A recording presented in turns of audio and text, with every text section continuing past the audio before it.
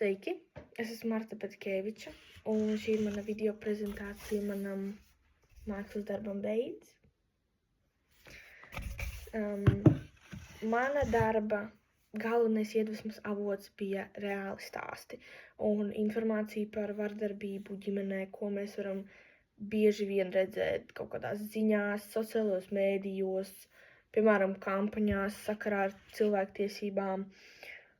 Un mani iedvesmoja šī doma, kaut vai es dikti šaubos, ka iedvesmoja ir pareizais vārds, ko pielietot šajā kontekstā.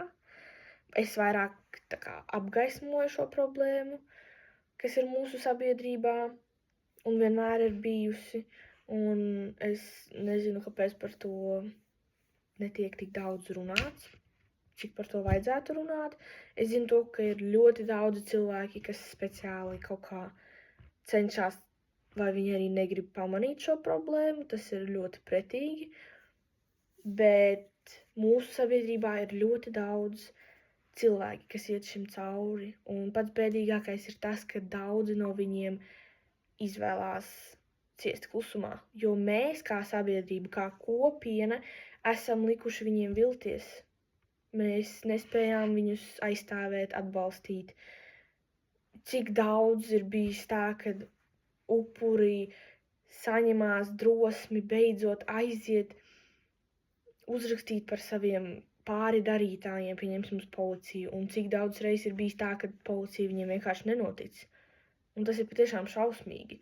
Ar savu darbu es cenšos pateikt, ka vardarbība nav norma un loģiski nekad nav bijusi, un ka klusēšana tikai pastiprina problēmu. To, ka tu izvēlies to neredzēt, tas ir ļoti egoistiski un ļoti nesmuki. Pats darba nosaukums Beidz, tas ir kā sauciens, kā kliedziens gan pāri darītājiem, gan pašai sabiedrībai. Un kā jau es pieminēju savā failā, kur es aprakstu savu darbu, mana mērķa auditorija nav kaut kāda viena konkrēta grupa. Mans darbs ir domāts priekš visiem, gan priekš jauniešiem, it īpaši priekš jauniešiem, pieaugušajiem, sievietēm, vīriešiem, bērniem, sociāliem darbiniekiem, skolotājiem, piemēram. Es domāju, ka skolotājiem vajadzētu vairāk izzināt šo problēmu, šo tēmu, lai viņi būtu gudrāki tajā, lai viņi varētu saskatīt, ka, pieņemsim, kādam skolniekam kaut kas nav tā, kā vajag, lai viņam varētu sniegt atbalstu. Un es gribu, lai lasītājs aizdomājas un varbūt atpazīst situāciju arī savā dzīvē. Es neteiktu, ka manu darbu ietekmē kaut kas viens konkrēts, pieņemsim, es neteiktu kaut kāds mākslinieks, māksliniece tur.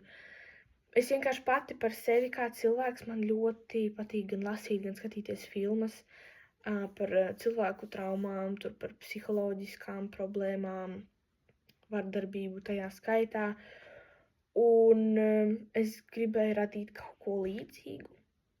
Kaut ko, protams, mākslas darbs, tas nav tas pats, kas filma. Tu nevari viņā parādīt visu, ko tu vēlies viņā parādīt, bet es tik un tā, kaut vai mans darbs, es neteiktu, ka viņš ir ļoti komfortisks, viņš ir ļoti brutāls un sāpīgs, bet es ceru, ka daudzi upuri varētu, pieņemsim, saskatīt sevi un saprast, ka tas nav normāli, kad mēs esam vienmēr ar viņiem un ka viņiem nav jābaidās no sava pārdarītāja. Manas izvēlētā tehnika, es neteiktu, ka man tur ir kaut kas konkrēts. Es pirmo skici veidoju savā planšetdatorā digitāli, Procreate, jo man patīk digitāli zīmēt. Es neesmu tradicionālās mākslas mīle. Man patīk gleznas, vai ne, bet man pašai nepārāk labi sanāk. Un pēc tā, ka es izveidoju skici, es centos uzskicēt tieši to pašu uz šī gobelēna, un tad es centos pēc iespējas haotiskāk uztaisīt gan līnijas, gan krītiņu krāsu salikumus, lai skatītājs izjūt, redz visu to nestabilitāti, hausu, bailes, nespēju.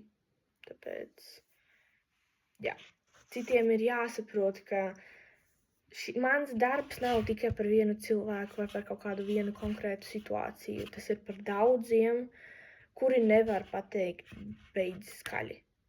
Mans darbs, es pateiktu, runā viņu vietā. Tāpēc, jā, tas arī viss.